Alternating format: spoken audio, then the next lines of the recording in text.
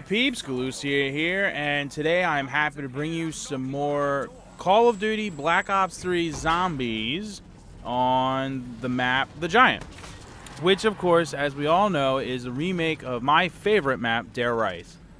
So I wanted to talk a little bit more in detail about this map in particular, what I think of the changes, because some of the changes are minor, or may seem minor, but have drastic impacts, in my opinion, on the actual gameplay. So I'd like to take a minute to go over all of that, and to talk a little bit about why there has been not quite as many videos over the last week or so appearing on my channel, because I want to keep all of my regular viewers in the loop. So we'll start with that, just to say that everyone that is a regular viewer at this point should be aware of the fact that my laptop, it has been sent in for repairs, as it just died out on me. And so I'm borrowing my old laptop that I gave to my daughter from her so that I could continue to do this. However, this laptop is good enough for what I'm trying to do, and thankfully I record everything off the PS4 right now. I'm not playing any PC games for recording purposes, so I didn't have to worry about installing new stuff onto her laptop. However, it's not quite up to snuff on, believe it or not, the USB 3.0 port on this laptop. It is notably inferior, because for whatever reason, there's actually 4 different manufacturers in the world that make USB 3.0, and it's not universal, which is the U and USB.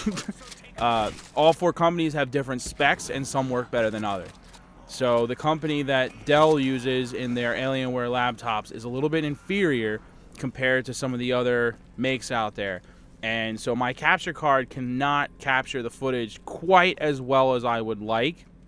The biggest issue that I run into is little tiny micro delays, where it'll just randomly have a delay and we'll lose like 1/4 of a second of recording. So if I'm recording a live commentary, unlike right now where I'm recording the commentary while playing the gameplay, over time my audio becomes unsynced with the video. So it takes a lot longer for me to do the editing, because I have to constantly trim my commentary to make it line up properly with the video. So that's making recording a lot more difficult, and has subsequently slowed down my video making, and why I wanted to do a post commentary, because it would be a lot easier to do in the editing process. And for my fans of the Dragon Quest Heroes Let's Play, that's why that series has taken a little bit of a break, because those are live commentaries, and as I said, it's a lot harder to do the live commentaries.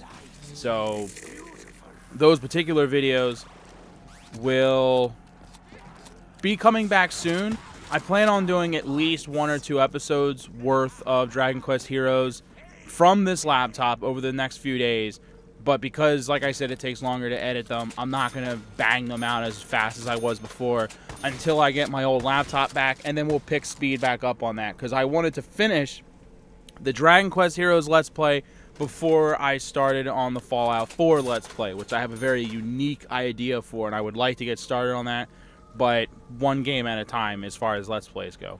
So let's focus on what a lot of people probably came here for, and that is this map, The Giant. The differences so far of what I've noticed and how they impact the gameplay.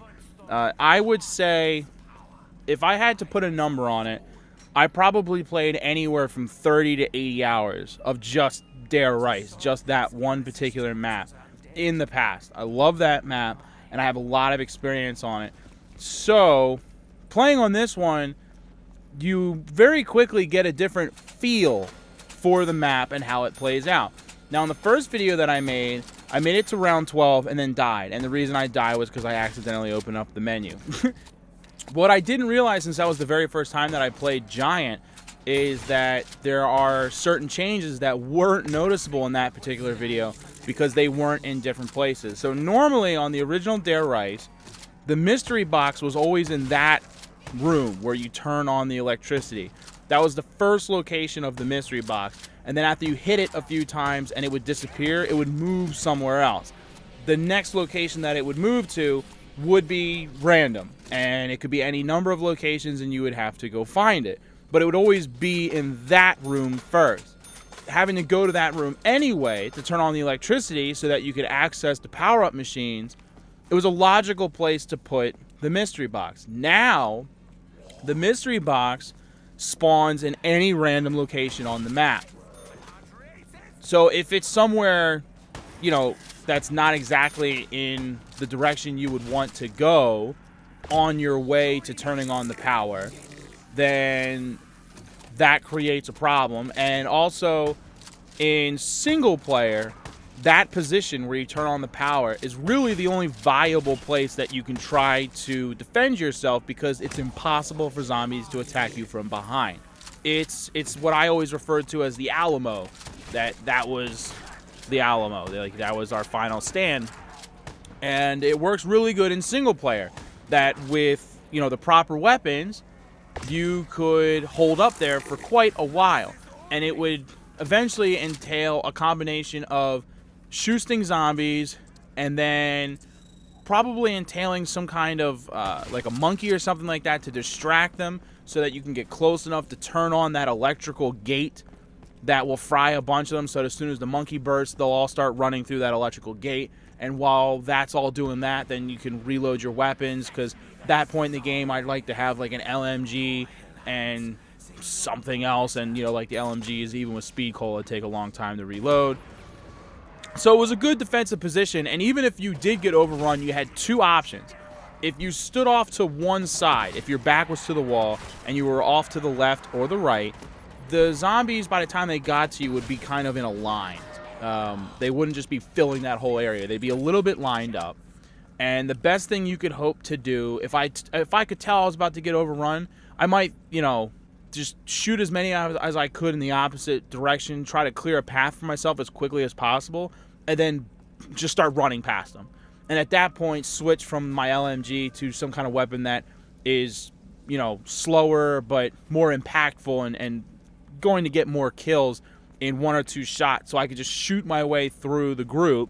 And with jugs, of course, you're going to get hit a couple of times, but hopefully with the Juggernaut, you would make it through this horde and could start maneuvering through the facility to, you know, funnel the zombies and go about it that way. Or in a last-ditch effort, with your back to the wall, you open the door. And you're guaranteed that there's no zombies in that room, because previously the door wasn't open, so nothing would have been spawning in there. And then you could start, you know, backtracking more and shooting the zombies in front of you. But once you open that door, if you're by yourself, you have to completely change your strategy, because now you don't have that place where you can just keep your back to a wall. But still, you know, as a last-ditch effort, like, you could open up that door. So I always like that about that particular map, because it's different. Different maps have different strategies for how you can survive, and every map has two basic strategies: a strategy for when you're playing by yourself and a strategy for when you're playing with others. So it's definitely more difficult now to play in the solo version, both because the mystery box moves around, including the position behind the Alamo.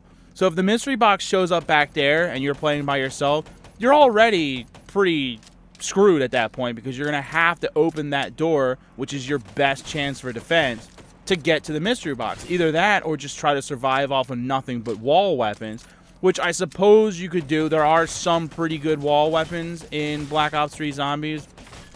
There's a few weapons that I like using. In the later rounds, you would definitely have to pack-a-punch them, though. I would say anything after round 10, which you can't do until you open up that back defensive wall, because one of the three pads is back there that you have to link to open up the door and get to the pack-a-punch. So I don't really see you getting too far past round 10 without some good mystery weapon. And yeah, so it's possible that it shows up in that back room, and at that point it would become almost impossible to play in single player. Now that back room is really good defensive wise for 4 people, because there's 4 key defensive positions in that back room. So long as you have a full party of 4, it's not bad. 3 people and you're out of luck. You need a full party of 4 for that to be a good place to defend. But By yourself, it's a horrible place to defend. There's not a whole lot you got going for you. So, yeah, if the mystery box shows up back there, you're kind of SOL. And then the other way that you're SOL is with Juggernog. Juggernog used to always be in the exact same place, near the first room, but on the opposite side of the fence and close to where the electricity is turned on. So Juggernog is obviously key to survival, because otherwise you can only survive a couple of smacks, and this way you can survive with a few more smacks. And there's always going to be those intense situations where you're going to get smacked a couple times before you can kill everything that's in your face. You know, if you're panicked and throwing a monkey and they're going to smack you a couple times before the monkey starts to do his thing and lure the zombies away, or whatever the situation. So Juggernog is super important. And again, now the machines are, all their locations changed now, and they just spawn wherever. So the problem with that is that you have to go looking for Jugs. If you don't happen to see Jugs on your way to wherever the mystery box first appeared, or on your way to the electricity, or whatever the case, then you're going to have to start opening other doors to find Jugs. Jugs cost 2,500 points to begin with, and now you're spending tons of points opening doors early in the game that you otherwise don't need to open. You don't have to open the entire map early in the game. In fact, that's a horrible idea. Strategy-wise, you want to open as few doors as possible early game and save those for later, not just for points reasons, but because zombies don't spawn in certain areas until you open the door. So if you need a place to run to where you can guarantee there's no zombies, leave the door closed. Don't purchase the door or the barricade. And you know that for at least a brief period of time, you're going to run into a room with no zombies in it.